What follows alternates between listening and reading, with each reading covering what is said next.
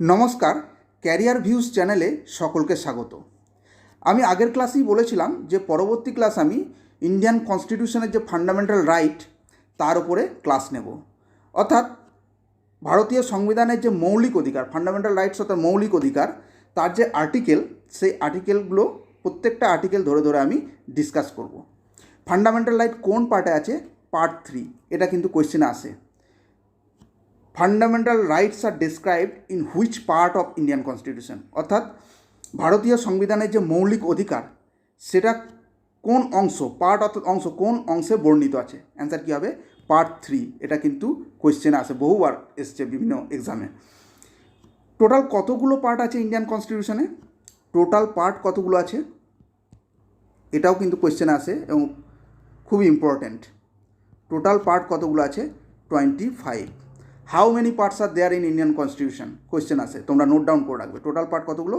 25। আগে কত ছিল? 22। পরে অ্যামেন্ডমেন্টের মাধ্যমে কতগুলো অ্যাড হয়েছে? 3।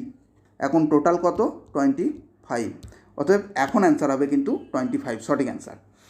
তার মধ্যে পার্ট 3 কি ডিলস করছে? না ফান্ডামেন্টাল রাইট অর্থাৎ মৌলিক অধিকার। ক্লিয়ার? ইন্ডিয়ান কনস্টিটিউশন এমন একটা টপিক যেটা PSC, miscellaneous, WBCS, cooperative service commission, প্রত্যেকটা এক্সামের জন্য কিন্তু খুব গুরুত্বপূর্ণ এবং প্রত্যেকটা এক্সামেই 4 থেকে 5টা কোয়েশ্চেন আসে। মেনলি এই ফান্ডামেন্টাল রাইটসের যে আর্টিকেল সেগুলো ধরে ধরে কিন্তু কোয়েশ্চেন আসে। অতএব ক্লাসটা কিন্তু খুব মনোযোগ দিয়ে করবে এবং খুব গুরুত্বপূর্ণ একটা ক্লাস। এবং আমি আগেই বলেছি, ডিরেক্ট MCQ এ না গিয়ে তোমাদের যদি কনসেপ্ট ক্লিয়ার থাকে তো সেক্ষেত্রে MCQ এর যে অপশানগুলো থাকে সেগুলো দেখে মনে পড়ে যায় এবং সঠিক অ্যান্সার চুজ করাটা অনেক ইজি হয়। অতএব অ্যান্সার সঠিক, অনেক বেশি অ্যান্সার সঠিক করা যায় যদি তোমাদের কনসেপ্ট ক্লিয়ার থাকে। তো দেখে নেওয়া যাক আজকের ক্লাসে কী আছে। ক্লাসটা খুব মনোযোগ দিয়ে করবে এবং প্রত্যেকটা পয়েন্টকে কিন্তু নোট ডাউন করবে। ওকে, একটু জুম করে নেওয়া যাক যাতে বোঝাতে সুবিধা হয় এবং তোমাদের বুঝতেও সুবিধা হয়। Fundamental rights. তো হোয়াট ইজ ফান্ডামেন্টাল রাইটস? এটা বেসিক কনসেপ্ট থাকার তোমাদের দরকার। তো কী আছে? Fundamental rights are the basic human rights enshrined in the constitution of India which are guaranteed to all citizens.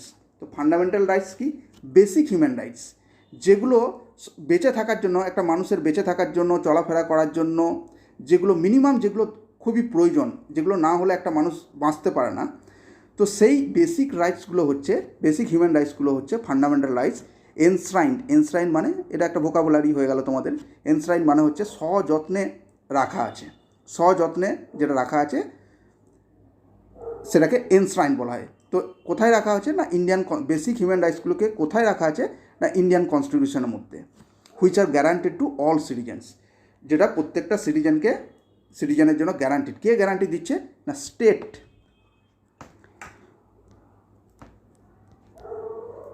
কোনো ইন্ডিভিজুয়াল কিন্তু, কোনো ব্যক্তি কিন্তু ফান্ডামেন্টাল রাইটস এনশিওর করতে পারে না। কে পারে? ফান্ডামেন্টাল রাইটস কে দিতে পারে সিটিজেনদেরকে? স্টেট। এটা কিন্তু মাথায় রাখতে হবে। তো তারপরে কি আছে? They are applied without discrimination on the basis of race, religion, gender, etc. Significantly fundamental rights are enforceable by law subject to certain condition. Fundamental rights কিন্তু কোনো জাতি ধর্ম দেখে হয় না। ফান্ডামেন্টাল রাইটস কিন্তু প্রত্যেকের ক্ষেত্রে সমান এবং স্টেটকে প্রত্যেকের জন্য এনশিওর করতে হবে। সেখানে কোনো রেস, রিলিজন, জেন্ডার, জাতি, ধর্ম, বর্ণ এসব কিন্তু দেখা যাবে না, অর্থাৎ কোনো রকম ডিসক্রিমিনেশন চলবে না। এবং এনফোর্সেবল বাই ল, কোনো ব্যক্তি যদি মনে করে সে ফান্ডামেন্টাল রাইট থেকে বঞ্চিত হচ্ছে, মৌলিক অধিকার থেকে বঞ্চিত হচ্ছে, সে কিন্তু এনফোর্স করতে পারে, তার প্রভিশন কিন্তু আছে। সাবজেক্ট টু সার্টেন কন্ডিশন আছে, সেগুলো আমি পরে আসছি। এবার আর্টিকেল 12 আমি আগেই বললাম কি ডেফিনেশন আছে স্টেটের, এটা কিন্তু কোয়েশ্চেন আসে এবং বহু এক্সামে আসে। যে state is defined under which article of Indian constitution. State কোন আর্টিকেলে ডিফাইন করা আছে? অ্যান্সার কী হবে? আর্টিকেল 12। কী বলা আছে? In this part unless the context otherwise requires the state includes. State বলতে কী বোঝায়? কে এনশিওর করবে fundamental right? State includes the government and the parliament of India, the government of India এবং parliament of India, and the government and the legislature of each state, অর্থাৎ state government এবং legislature of each state, and all local and other authorities within the territory of India under the control of the government of India. এবং যে সমস্ত statutory বডিসগুলো আছে সেগুলো কিন্তু state within the meaning of article 12। অর্থাৎ fundamental rights কে ensure করতে পারে? State, not individual, কোনো ব্যক্তি নয়, কিন্তু স্টেট এনশিওর করতে পারে। এবং স্টেটের ডেফিনেশন কোথাও দেওয়া আছে? আর্টিকেল 12-এ। ক্লিয়ার? এরপরে কি আছে? Features of fundamental rights. Features of fundamental rights এটাও তোমাদেরকে জানতে হবে এই কারণেই, কারণ এখান থেকেও লাইন তুলে তুলে কোয়েশ্চেন আসে। তো কী বলা আছে? নাম্বার 1-এ, fundamental rights are different from ordinary legal right. Fundamental rights কিন্তু অন্যান্য লিগ্যাল রাইটস, অর্থাৎ অন্যান্য যে অ্যাক্ট আছে সেই অ্যাক্ট যে রাইটসগুলো দেয় সেগুলোকে লিগ্যাল রাইট বলে। কনস্টিটিউশন আছে ফান্ডামেন্টাল রাইটস। তো fundamental rights are different from ordinary legal rights in the manner in which they are enforce. ডিফারেন্সটা কোন জায়গাতে আছে? কীভাবে একজন এনফোর্স করবে, অর্থাৎ ফান্ডামেন্টাল রাইট যদি ভায়োলেট হয় কারো, কোনো ব্যক্তির যদি মনে হয় তার ফান্ডামেন্টাল রাইট ভায়োলেট হয়েছে, কীভাবে সে এনফোর্স করবে, এবং লিগ্যাল রাইট যদি ভায়োলেট হয় সে কীভাবে এনফোর্স করবে, দুটোর মধ্যে কিন্তু ডিফারেন্স আছে। If A legal right is violated, the aggrieved person, যদি কোনো লিগ্যাল রাইট ভায়োলেট হয়, কোনো ব্যক্তি যদি মনে হয় যে সে লিগ্যাল রাইট থেকে বঞ্চিত হচ্ছে, তাহলে সেই ক্ষতিগ্রস্ত ব্যক্তি can not directly approach the supreme court. সে কিন্তু ডাইরেক্ট হাইকোর্ট বা সুপ্রিম কোর্টে যেতে পারবে না, bypassing the lower court. He or she should first approach the lower court. তাহলে ডিফারেন্সটা কোন জায়গায় দাঁড়ালো? ফান্ডামেন্টাল রাইট যদি ভায়োলেট হয় কোনো ব্যক্তির, তো সেই ব্যক্তি ডিরেক্ট হাইকোর্ট এবং সুপ্রিম কোর্টে যেতে পারবে। এবং কি ফাইল করতে পারবে? রিট। এটাও তোমরা কিন্তু নোট ডাউন করে রাখবে, কারণ এটাও কোয়েশ্চেনে আসে, বারবার আসে। আর্টিকেল 226 হচ্ছে হাইকোর্টে যেতে পারবে, এবং আর্টিকেল 32-এ হচ্ছে সুপ্রিম কোর্টে যেতে পারবে, রিট পিটিশন ফাইল করতে পারবে ফান্ডামেন্টাল রাইটস এনফোর্স করার জন্য, যদি মনে হয় তিনি ফান্ডামেন্টাল রাইটস থেকে বঞ্চিত হচ্ছেন। কিন্তু যদি লিগ্যাল রাইট ভায়োলেট হয় তাহলে সেই ব্যক্তি কিন্তু ডিরেক্ট সুপ্রিম কোর্ট বা হাইকোর্টে যেতে পারবেন না, তাকে লোয়ার কোর্টের থ্রু দিয়ে যেতে হবে। অর্থাৎ একটা এক্সাম্পল দিয়ে আমি বোঝাতে পারি তোমাদেরকে। একটা এক্সাম্পল কীরকম? ধরো একটা তোমার প্রপার্টি আছে, সেই প্রপার্টিতে তোমার রাইট অ্যান্ড টাইটেল আছে, তোমার দলিল পর্চা সমস্ত কিছু আছে, অর্থাৎ গুরুত্বপূর্ণ সমস্ত ডকুমেন্টস, রাইট অ্যান্ড টাইটেলের জন্য যা ডকুমেন্টস সবই আছে। কিন্তু কোনো একজন ব্যক্তি এসে জোর জবরদস্ত এই প্রপার্টিটার দখল নিয়ে নিল, কোনো একজন থার্ড পার্সন এসে। তাহলে তোমাকে কি করতে হবে? তাকে ওখান থেকে হটানোর জন্য এফআইআর করতে হবে আইদার, অথবা স্যুট ফাইল করতে হবে তার এগেনস্টে। এবং তুমি কিন্তু ডিরেক্ট সুপ্রিম কোর্ট বা হাইকোর্টে যেতে পারবে না, তোমাকে তার এগেনস্টে এফআইআর করতে হবে, অথবা তোমাকে স্যুট ফাইল করতে হবে, এবং লোয়ার কোর্টের থ্রু দিয়ে লোয়ার কোর্ট হাইকোর্ট হয়ে তোমাকে সুপ্রিম কোর্টে যেতে হবে। ডিরেক্ট তুমি কিন্তু লোয়ার কোর্টকে বাইপাস করে কিন্তু হাইকোর্ট বা সুপ্রিম কোর্টে যেতে পারবে না। ক্লিয়ার? 2 নম্বর পয়েন্টে কী আছে? Some of the fundamental rights are available to citizens while the rest are for all persons, citizen and foreigners.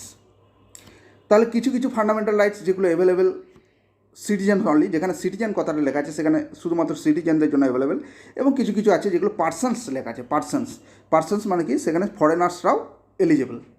Clear? Next কি আছে? নাম্বার 3 কি আছে? Fundamental rights are not absolute rights. Fundamental rights মৌলিক অধিকার হলেও সেটা কিন্তু অ্যাবসলিউট নয়। They have reasonable restrictions which means they are subject to the conditions of the state security, public morality and decency and friendly relation with foreign countries. অর্থাৎ এই সমস্ত কারণে কিন্তু, যেমন স্টেট সিকিউরিটি বা পাবলিক মরালিটি, এই সমস্ত কারণের জন্য স্টেট অর্থাৎ গভর্নমেন্ট, আমি স্টেট মানে কিন্তু আগেই বলছি, বারবার স্টেট কথাটা ইউজ করছি কারণ ফান্ডামেন্টাল রাইট একমাত্র এনফোর্স করতে পারে স্টেট কিন্তু রিজনেবল রেস্ট্রিকশন আরোপ করতে পারে। কোন কোন কারণ দেখিয়ে? না, এই সমস্ত public morality, decency, friendly relation with the foreign countries. পরে আমি আর্টিকেলগুলোতে এলে তোমাদের আরও ক্লিয়ার হবে। স্টেট সিকিউরিটি, এই সমস্ত ম্যাটারে কিন্তু রিজনেবল রেস্ট্রিকশন আরোপ করতে পারে, অর্থাৎ fundamental rights are not absolute right. Clear? এটাও কিন্তু কোয়েশ্চেন আসে এবং এটাও ইম্পর্টেন্ট, এই লাইনটা তুলে কোয়েশ্চেন আসে, whether fundamental rights are absolute or not. No, there are certain reasonable restrictions can be imposed by the states. Okay, clear? 4 নম্বর কি আছে, they are justiciable, implying they are enforceable by courts. People can approach the SC directly in case of violation of fundamental, যেটা আগেই বললাম, যদি কোনো ব্যক্তি মনে হয় যে ফান্ডামেন্টাল রাইটস থেকে তিনি বঞ্চিত হচ্ছেন, তিনি ডিরেক্ট হাইকোর্ট বা সুপ্রিম কোর্টে যেতে পারেন, তার প্রভিশন কনস্টিটিউশনে আছে, অর্থাৎ এটা জাস্টিসেবল। 5 নম্বর কি আছে, fundamental rights can be amended by the parliament by a constitutional amendment, but only if the amendment does not alter the basic structure of the constitution. Fundamental rights কিন্তু অ্যামেন্ড হয় এবং পার্লামেন্ট কিন্তু constitutional অ্যামেন্ডমেন্টের মাধ্যমে কিন্তু amend করতে পারে, কিন্তু এখানে একটা কথা খুব গুরুত্বপূর্ণ, যেটা হচ্ছে does not alter the basic structure of the constitution, অর্থাৎ কনস্টিটিউশনের যে বেসিক স্ট্রাকচার সেটা কিন্তু কখনোই চেঞ্জ করতে পারবে না, অর্থাৎ প্রিয়াম্বল কখনোই কিন্তু পার্লামেন্টের অ্যামেন্ডমেন্টের মাধ্যমে চেঞ্জ করতে পারবে না। কনস্টিটিউশন কোন আর্টিকেলের মাধ্যমে, এখানে একটা গুরুত্বপূর্ণ কোয়েশ্চেন তোমরা নোট ডাউন করে রাখো, কোন আর্টিকেলের মাধ্যমে কনস্টিটিউশনের অ্যামেন্ডমেন্ট হয় পার্লামেন্টে? 368, এটা নোট ডাউন করে রাখো, কারণ এটা বারবার আসে এক্সামে, কম্পিটিটিভ এক্সামে বারবার আসে, যে under which article constitution can be amended by the parliament of India. তো অ্যান্সার হবে আর্টিকেল 368। ক্লিয়ার? নেক্সট কি আছে, fundamental rights can be suspended during the national emergency, but rights guaranteed under article 20 and 21 can not be suspended. অর্থাৎ fundamental right কিন্তু state কী করতে পারে, fundamental right মৌলিক অধিকার হলেও যদি ন্যাশনাল এমার্জেন্সি হয় সেক্ষেত্রে কিন্তু কার্টেল হয়, সাসপেন্ডেড হয়, কিন্তু রাইটস গ্যারান্টেড, এই কোশ্চেনটা আসে, কোন কোন ন্যাশনাল এমার্জেন্সি জারি হলেও কোন কোন আর্টিকেল সাসপেন্ড করা যায় না? আর্টিকেল 20 এবং আর্টিকেল 21 ক্যান নট বি। 21-এ কী আছে, রাইট টু লাইফ, অর্থাৎ বাঁচার অধিকার, এটা একটা এমন একটা রাইট যেটা কোনোভাবেই কিন্তু সাসপেন্ড করা যাবে না। ওকে, আর্টিকেল 20 কী বলা আছে, protection in respect of conviction of offences, এটা আমি পরে আসছি, আর্টিকেলটা যখন বলবো তখন আমি বুঝিয়ে দেবো। অর্থাৎ তোমরা মনে রাখবে যে আর্টিকেল 20 এবং 21 can not be suspended. Clear? এটা ধরে কিন্তু কোয়েশ্চেন আসে। 7 কী বলা আছে, point number 7, the application of fundamental rights can be restricted in an area that has been placed under martial law or military rule. অর্থাৎ যদি মিলিটারি রুল জারি হয়, মিলিটারি রুল যদি জারি হয়ে যায় তাহলে সেক্ষেত্রে কী হবে, ফান্ডামেন্টাল ওই একই ব্যাপার, ন্যাশনাল এমার্জেন্সির মতোই, যদি মিলিটারি রুল জারি হয় সেক্ষেত্রেও কিন্তু কিছু ফান্ডামেন্টাল রাইটস রেস্ট্রিক্টেড হয়ে যাবে। তো ক্লিয়ার? অর্থাৎ সেনাবাহিনী ডিপ্লয় করে দিয়ে যদি মিলিটারি রুল জারি হয় তো সেক্ষেত্রেও একই ব্যাপার, ন্যাশনাল এমার্জেন্সি ক্ষেত্রে যেটা বললাম ওই একই রকম, মিলিটারি রুল জারি হলে সেক্ষেত্রেও ফান্ডামেন্টাল রাইটস কিন্তু কার্টেল হবে, রেস্ট্রিক্টেড হবে। তো ক্লিয়ার এই অবধি? তো নেক্সট কী আছে আমরা চলে যাব। নেক্সট কি আছে দেখে নেওয়া যাক, লিস্ট অফ ফান্ডামেন্টাল রাইটস। দেখো কতগুলো ফান্ডামেন্টাল রাইটস আছে, এই কোশ্চেনটা কিন্তু আসে। দেয়ার আর 6 ফান্ডামেন্টাল রাইটস, 6টা ফান্ডামেন্টাল রাইটস আছে এবং বিভিন্ন কত থেকে কত আর্টিকেল এটা ধরেও কিন্তু কোয়েশ্চেন আছে। তো নাম্বার 1 কি আছে, 6 ফান্ডামেন্টাল রাইটস আমি বললাম, এবার 6টা আমি বলছি। রাইট টু ইকুয়ালিটি, কত থেকে কত আর্টিকেল, তোমরা প্রত্যেকটা কিন্তু নোট ডাউন করে রাখবে, কারণ এই কোয়েশ্চেনগুলো বারবার আসে। আর্টিকেল 14 থেকে আর্টিকেল 18 কী হচ্ছে, রাইট টু ইকুয়ালিটি, সাম্যের অধিকার। রাইট টু ফ্রিডম, স্বাধীনতার অধিকার, আর্টিকেল 29 থেকে 22। রাইট এগেনস্ট এক্সপ্লয়টেশন, শোষণের বিরুদ্ধে অধিকার, article 23 to 24। Right two freedom of religion, ধর্মের অধিকার, আর্টিকেল 25 থেকে 28। Cultural and educational right, article 29 থেকে 30। রাইট টু কনস্টিটিউশনাল রেমেডিস, সাংবিধানিক যে প্রতিবিধান যেটাকে বলা হয়, রাইট টু বাংলা করলে বা এইভাবেই মনে রাখো। মেনলি কিন্তু ইংরেজিতেই তোমাদেরকে পড়তে হবে, কারণ কোয়েশ্চেনগুলো ইংলিশেই হবে, অতএব ইংলিশেই কিন্তু পড়ে যেতে হবে এবং ইংলিশেই স্টাডি করতে হবে, তাহলে পরে অ্যান্সার করতে ইজি হবে। তো রাইট টু কনস্টিটিউশনাল রেমেডিস কোথায় আছে, আর্টিকেল 32 থেকে 35। 6টা ফান্ডামেন্টাল রাইট। এবার কোন আর্টিকেলে কী আছে সেটা আমি আসছি পরে। তো মনে রাখবে, এটা ধরে কিন্তু কোয়েশ্চেন আসছে, তোমরা নোট ডাউন করে রাখবে কত থেকে কত আর্টিকেল, এটাও তোমরা নোট ডাউন করে রাখবে। এখানে আমি আরেকটা পয়েন্ট দিয়েছি যে right to property is not a fundamental right, যেটা কিন্তু আগে ছিল। রাইট টু প্রপার্টি কিন্তু ফান্ডামেন্টাল রাইট ছিল, পরে সেই ফান্ডামেন্টাল রাইট থেকে তুলে সরিয়ে দেওয়া হয়েছে ফান্ডামেন্টাল রাইটের লিস্ট থেকে, এবং সেটাকে এখন বর্তমানে রাইট টু প্রপার্টি কী আছে, রাইট টু প্রপার্টি কিন্তু বর্তমানে কী আছে, right to property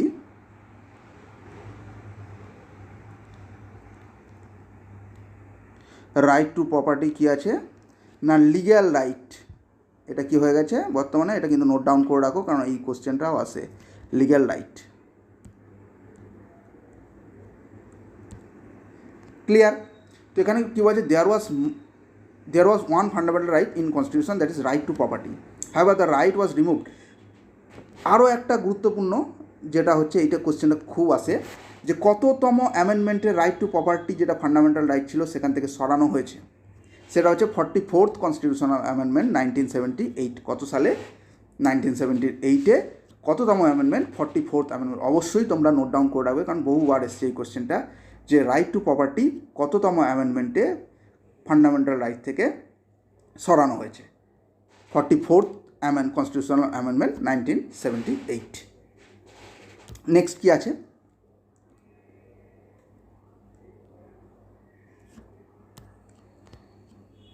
44th amendment কেন এসেছিল, এটা একটা বড় কোয়েশ্চেন। 44th অ্যামেন্ডমেন্ট কেন এসেছিল? তার আগে 42nd অ্যামেন্ডমেন্ট, এটা কিন্তু very very important. 42nd amendment, 42nd অ্যামেন্ডমেন্টকে কিন্তু মিনি কনস্টিটিউশন বলা হয়। 42nd অ্যামেন্ডমেন্টে কিন্তু অনেকগুলো চেঞ্জেস এসেছিলো ইন্ডিয়ান কনস্টিটিউশনে।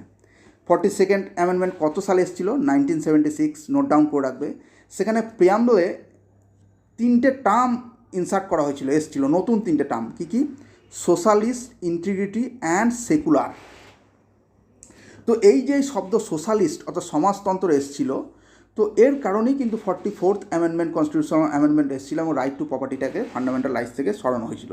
কারণ আগে যে জমিদারি ব্যবস্থা ছিল, সেখানে এক একজনের অনেক প্রপার্টি ছিল।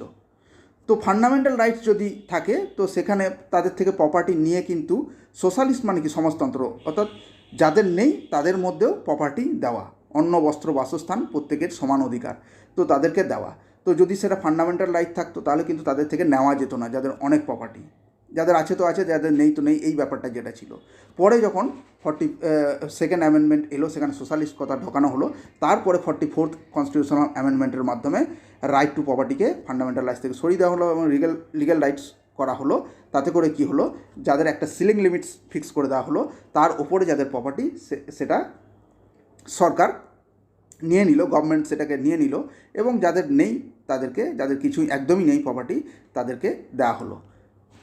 ক্লিয়ার হলো ব্যাপারটা? এবং তাহলে 3টে এলো। এবং আর কি কি চেঞ্জেস এসেছিলো? ফান্ডামেন্টাল ডিউটিস, এটা কিন্তু খুব ইম্পর্ট্যান্ট, এটাও বহুবার আসে। ফান্ডামেন্টাল ডিউটিস কোন আর্টিকেল আছে? 51A। এবং কোন অ্যামেন্ডমেন্টের মাধ্যমে কনস্টিটিউশন এসছে? 42nd amendment. তোমরা কিন্তু নোট ডাউন করে রাখো যেগুলো বলছি প্রত্যেকটা, কারণ এইগুলোই কোশ্চেন আসে। 1976-এ 42nd অ্যামেন্ডমেন্টের মাধ্যমে ফান্ডামেন্টাল ডিউটিস 51A আর্টিকেল কনস্টিটিউশনে এসেছিল। এছাড়া DPSP, directive principal of state পলিসিতেও কিছু চেঞ্জ হয়েছিল, পরে আমি আরও ডিটেলে আসছি। এরপর কি আছে, যে 6 ফান্ডামেন্টাল রাইটসের কথা আমি আগে বললাম, আর্টিকেল 12 থেকে 35। তো সেইগুলো রাইট টু ইকুয়ালিটি তো হচ্ছে আর্টিকেল 14 থেকে 18। এবার আর্টিকেল 14, 15, 16, 17, 18 প্রত্যেকটা আর্টিকেলে কী কী আছে, কারণ আর্টিকেল ধরে ধরে আমি আগেই বলেছি কোশ্চেন আসে, তো সেগুলো জানতে হবে, না হলে তো অ্যান্সার করা যাবে না। তো কী কী আছে দেখে নেওয়া যাক। আর্টিকেল 14 কী আছে? Equality before law and equal protection of law, অর্থাৎ আইন সবার জন্য সমান এবং সবাই আইনের প্রোটেকশন পেতে পারে, সেটা হচ্ছে আর্টিকেল 14। এটা কিন্তু খুব ইম্পর্ট্যান্ট আর্টিকেল। সমস্ত আর্টিকেল তোমরা মনে রাখবে, তার মধ্যে আমি যেগুলোকে জোর দেবো সেগুলো, কারণ যেগুলো পরীক্ষায় খুব আসে সেগুলোকে আমি ইম্পর্ট্যান্ট বলে দেবো, সেগুলোকে তোমরা নোট ডাউন করে রাখবে।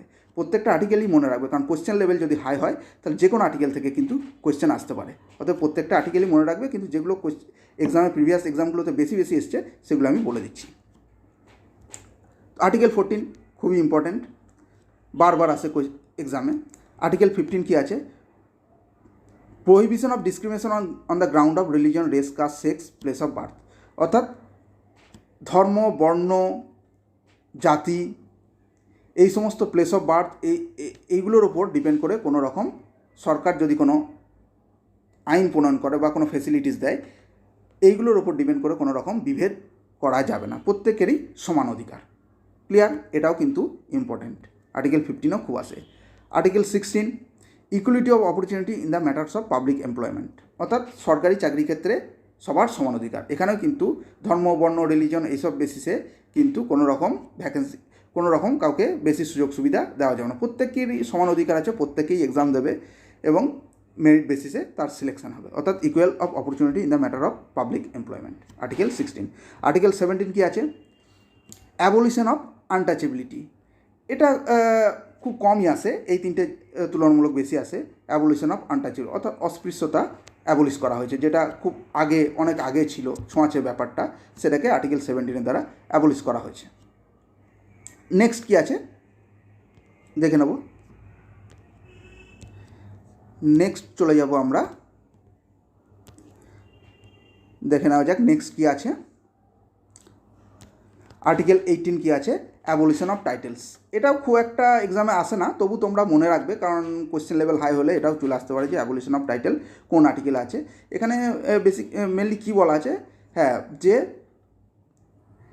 No title not being a military, কোন কোন এখানে কিন্তু এক্সেপশন এই দুটো আসতে পারে, যে কোন কোন টাইটেল স্টেট দিতে পারে। একটা হচ্ছে অ্যাকাডেমিক ডিস্টিংশন, আর মিলিটারি যে টাইটেল, ওই কর্নেল, লেফটেন্যান্ট জেনারেল। অ্যাকাডেমিক ডিস্টিংশনে কীগুলো কী আছে, যেটা হচ্ছে যারা রিসার্চ স্কলার, পিএইচডি করছেন, তারা রিসার্চ কমপ্লিট করার পরে ডক্টরেট যে টাইটেল পান, সেটা কিন্তু দিতে পারে। তো এইটুকুই মনে রাখবে যে এর এক্সেপশন কী আছে, একটা মিলিটারিদের টাইটেল আর অ্যাকাডেমিক ডিস্টিংশনে। ক্লিয়ার? এছাড়া আর কিছু না।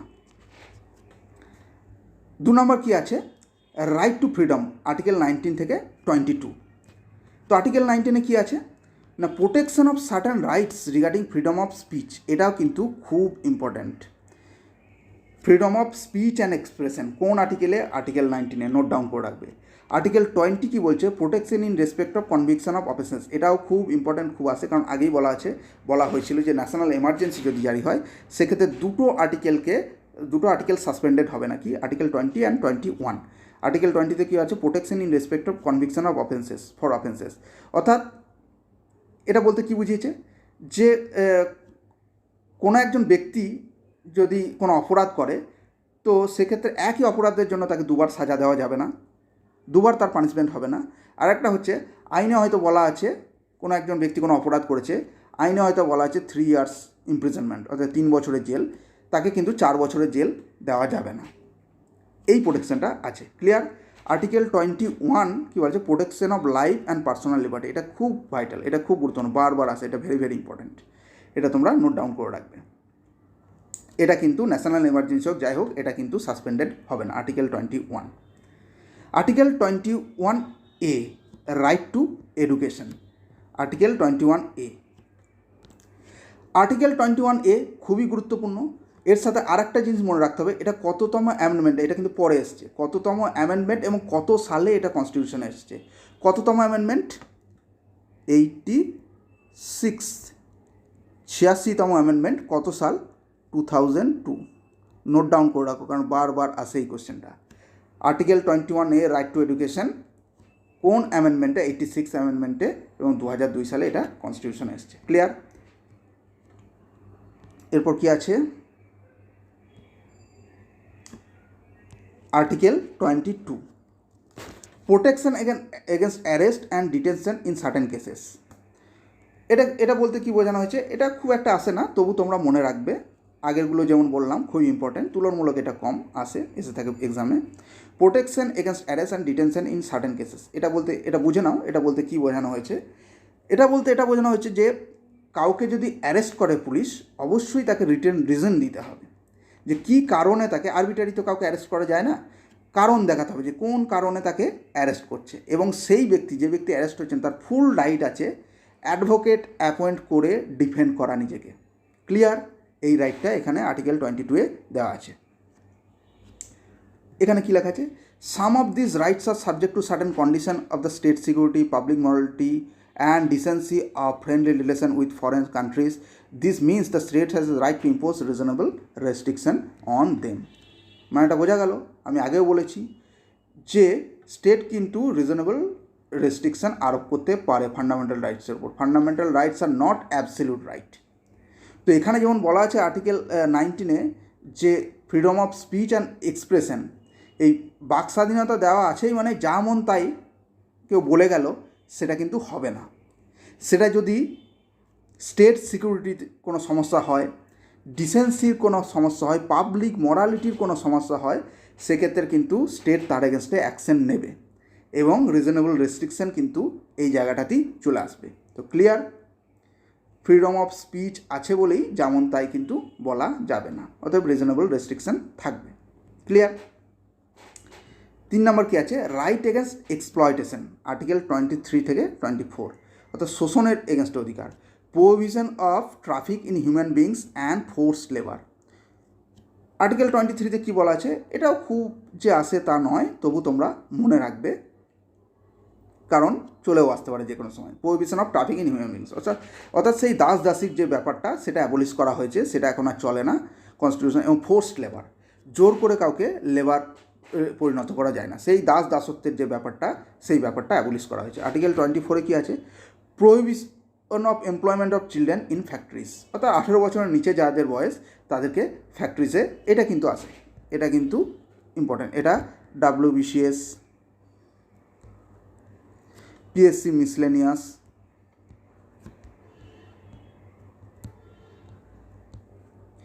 এক্সামে কিন্তু আসে। Prohibition of employment of children in factories, অর্থাৎ 18 বছরের নিচে যাদের বয়স তাদের কিন্তু ফ্যাক্টরিজে কাজে লাগানো যাবে না।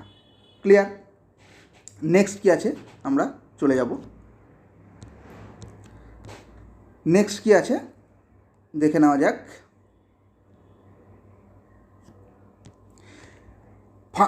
Right two freedom of religion, অর্থাৎ ধর্মের অধিকার, আর্টিকেল 25 to 28। আর্টিকেল 25 কী বলা আছে, এগুলো সব আর্টিকেল। 25 মিনস হচ্ছে article 25, freedom of conscience and free profession, practice and propagation of religion, এগুলো কিন্তু আসে, এটা বিশেষ করে আসে আর্টিকেল 25টা কিন্তু আসে, এটা কিন্তু তোমরা নোট ডাউন করে রাখবে। আর্টিকেল 25 অর্থাৎ ফ্রিডম অফ রিলিজিয়ান, আর্টিকেল 25, অর্থাৎ ধর্ম প্রচার, ধর্ম প্র্যাকটিস করা, ধর্ম প্রচার করা, এই রাইটটা কোথায় দেওয়া আছে, আর্টিকেল 25-এ দেওয়া আছে। ফ্রিডম টু ম্যানেজ তুলনামূলক কম, আর্টিকেল 25টা কিন্তু ইম্পর্টেন্ট, তোমরা নোট ডাউন করে রাখবে। Freedom to manage religious affairs, অর্থাৎ রিলিজিয়াস অ্যাফেয়ার্স ম্যানেজ করতে পারবে, আর্টিকেল 26-এ বলা আছে। আর্টিকেল 27 কী আছে, freedom two payment of taxes for promotion of any particular religion, এগুলো আসতে পারে, এগুলো তুলনামূলক কম ইম্পর্টেন্ট, কম আসে পরীক্ষাতে, আমি যেটা দেখেছি তুলনামূলক কম আসে। Freedom as to attendance at religious instruction or religious worship in certain educational institution, এইগুলো কিন্তু কম আসে। আর্টিকেল 25টা অবশ্যই তোমরা নোট ডাউন করে রাখবে, freedom of conscience and free profession, practice and propagation of religion, article 25 কিন্তু ইম্পর্টেন্ট, এসেই থাকে পরীক্ষাতে। কিন্তু 26 ম্যানেজ করার জন্য, রিলিজিয়ান ম্যানেজ করার জন্য ফ্রিডম টু পেমেন্ট অফ ট্যাক্সেসের যে ছাড়, অর্থাৎ ধর্ম প্রচার করার ক্ষেত্রে যে ইনভেস্টমেন্ট করা হয় তো তার উপরে ট্যাক্সে ছাড় আছে, এইটা বলা আছে আর্টিকেল 27-এ। 28 কী বলা আছে, ফ্রিডম অ্যাজ টু অ্যাটেন্ডেন্স আর religious instruction or religious worship in certain educational institution. তো এইগুলো তোমরা অবশ্যই প্রত্যেকটা আর্টিকেলই ইম্পর্টেন্ট, আমি মনে রাখবো। যদি তোমরা এইভাবে স্টাডি করতে থাকো যেভাবে আমি স্টাডি করাচ্ছি, তাহলে কিন্তু এটাও যদি আসে তোমাদের কিন্তু মনে পড়ে যাবে, কারণ আমি কনসেপচুয়াল ক্লাস করাচ্ছি। MCQ তো আমি আসবই, কিন্তু তার আগে কনসেপ্ট ক্লিয়ার থাকাটা খুব দরকার। আর এই প্রিন্সিপাল, এটাই আমার প্রিন্সিপাল, আর এই প্রিন্সিপাল যদি তোমরা ফলো করো অবশ্যই তোমাদের রেজাল্ট অনেক বেটার হবে। ক্লিয়ার। তো এই অবধি থাকলো। এখানে যেগুলো বলা আছে, no religious instruction shall be provided in any educational institution হোল্ডলি maintained out of state fund, অর্থাৎ যেগুলো হোল্ডলি স্টেট ফান্ডের দ্বারা মেনটেন হয় সেগুলো কিন্তু রিলিজিয়াস ইনস্ট্রাকশন সেখানে দেওয়া চলবে না। এখানে আর কিছু কিছু বলা আছে, যেগুলো এন্ডাওমেন্ট, অর্থাৎ দান, ধর্মের ভিত্তিতে, ধর্মের ওপর যে সমস্ত দান গ্রহণ করে করা হয় এবং স্টেট এডেড যেগুলো থাকে সেখানে কিন্তু, এবং যে সমস্ত ইনস্টিটিউশন হচ্ছে এস্টাবলিশ করা হয়েছে যে সেখানে, এবং তাদের রুলসে আছে যে কোনো ট্রাস্ট হতে পারে সেটা, বা কোনো এন্ডাওমেন্টের ওপর, দানের ওপর সেই ইনস্টিটিউশন তৈরি করা হয়েছে এবং তার রুলসে আছে যে সেখানে রিলিজিয়াস ইনস্ট্রাকশন দেওয়া হবে, তো সেক্ষেত্রে কোনো প্রবলেম নেই, সেক্ষেত্রে কিন্তু রিলিজিয়াস ইনস্ট্রাকশন দেওয়া যেতে পারে। তো এটাই বলা আছে এখানে, ক্লিয়ার? তো আজকে আমি এই চারটে যে ফান্ডামেন্টাল রাইট টু ফ্রিডম অর্থাৎ আর্টিকেল 28 পর্যন্ত আমি আজকে ডিসকাস করলাম, আর্টিকেল 28। আরও দুটো ফান্ডামেন্টাল রাইটস যেমন হচ্ছে cultural and educational right. Cultural and educational right হচ্ছে আর্টিকেল 29 to 30 এবং right two constitutional remedies article 32 to 35। এটা আমি পরের ক্লাসে আলোচনা করব এবং তার সাথে আর্টিকেল 29 থেকে 35 তো ডিসকাস করবই আমার পরের ক্লাসে, তার সাথে কনস্টিটিউশনাল অ্যামেন্ডমেন্টস খুব গুরুত্বপূর্ণ টপিক।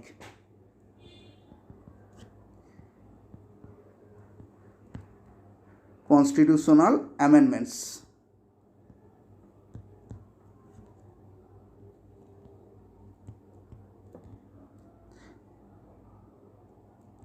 কনস্টিটিউশনাল অ্যামেন্ডমেন্টস অর্থাৎ নেক্সট ক্লাসে আমি